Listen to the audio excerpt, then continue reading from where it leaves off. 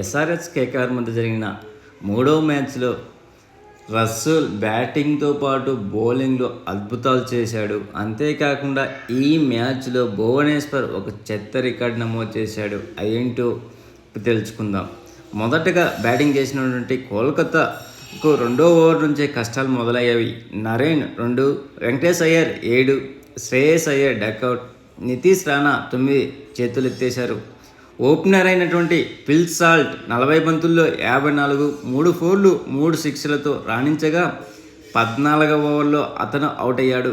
Kolkata score అప్పటికి 119కి 6. అప్పుడే క్రీజులోకి వచ్చిన రసెల్ తన విశ్వరూపాన్ని ప్రదర్శించాడు. ఇతను 25 బంతుల్లో 64 నాట్అవుట్, 3 ఫోర్లు 7 సిక్స్లు చానాల తర్వాత విధ్వంసం సృష్టించాడు.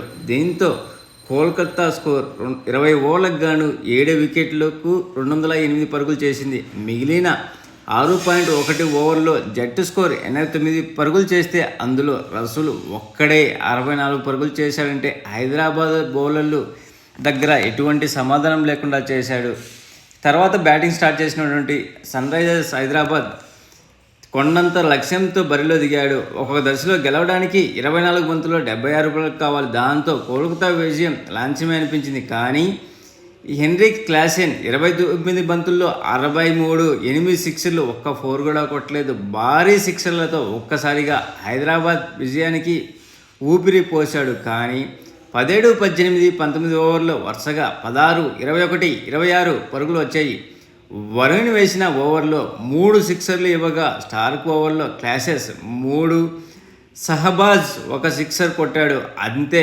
ఆఖరి ఓవర్కు 13 పరుగులు చేయాల్సిన సన్ రైజర్స్ ఒకవైపు మొగ్గేలా చేసింది. అయితే అప్పుడు అద్భుతమైన బౌలింగ్ చేసినటువంటి హర్షిత్ రాణా వేసిన ఈ ఓవర్లో తొలి బంతికి క్లాసిక్ 6 బాదడంతో 5 బంతుల్లో 7 పరుగులు కావాలి. కానీ హర్షిత్ తన బౌలింగ్ నైపుణ్యంతో ఆ ఓవర్లో 2 వికెట్లు తీశాడు. కేవలం వైవిధ్యమైన బంతులతో 2 పరుగులు ఇచ్చి షహబాజ్ క్లాసెస్ అవుట్ చేశాడు. చివరి బంతికి గెలవాలంటే 5 పరుగులు కావాల్సి ఉండగా కమిన్సన్ సింగిల్ కూడా తీయలేకపోయాడు. దాంతో కోల్కతా 4 పరుగులతో విజయం సాధించింది. ఈ మ్యాచ్లో కాస్ట్లీ ప్లేయర్ అయినటువంటి స్టార్క్ 4 ఓవర్లకు 55 ఇచ్చారు. అంతేకాకుండా మన కమిన్సన్ కూడా తెలుసు కదా, కాస్ట్లీ బౌలర్. కనీసం ఒక్క బాల్కు 5 రన్స్ కొట్టనప్పుడు మంచి విజయం సాధిస్తుంది అనుకున్న మూమెంట్లో కనీసం ఒక్క రన్ను కూడా తీయలేకపోయాడు. ఐపీఎల్లో కాస్ట్లీ ప్లేయర్లు ఎప్పుడు ఆడరు అనేదాన్ని వీళ్ళు నిజం చేశారు. అంతేకాకుండా ఈ మ్యాచ్లో భువనేశ్వర్ ఇప్పటి వరకు T20లో ఒక్క నో బాల్ కూడా వెయ్యలేదు. కానీ ఈ మ్యాచ్లో తను నో బాల్ వేసి ఆ చెత్త రికార్డును తన మూట కట్టుకున్నాడు. అంతేకాకుండా ఆండ్రూ రసూల్ అత్యధిక సిక్స్లు కొట్టిన ఆటగాడిగా 2nd ప్లేస్లో ఉన్నాడు ఇప్పటి వరకు. ఈ మ్యాచ్లో కొన్ని రికార్డులు సాధించేవి. అవి ఏంటో ఇప్పుడు తెలుసుకుందాం. ఎస్ఆర్హెచ్ టీం కోసం అత్యధిక సిక్స్లు కొట్టిన మ్యాచ్ కూడా ఇదే. టోటల్ 15 సిక్స్లు నమోదు చేశారు.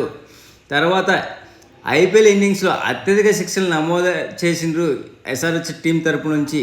8 డేవిడ్ వార్నర్ 2017 కేకేఆర్ పై చేయగా మనీష్ పాండే కూడా 8 సిక్స్లు కొట్టాడు రాజస్థాన్ రాయల్స్ మీద. ఈరోజు హెన్రిక్ క్లాసెస్ 8 సిక్స్లు కొట్టాడు.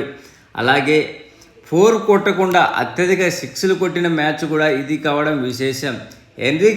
హెన్రిక్ క్లాసెస్ ఈ మ్యాచ్లో టోటల్ 8 సిక్స్లు కొట్టాడు, ఒక్క 4 కూడా లేకుండా.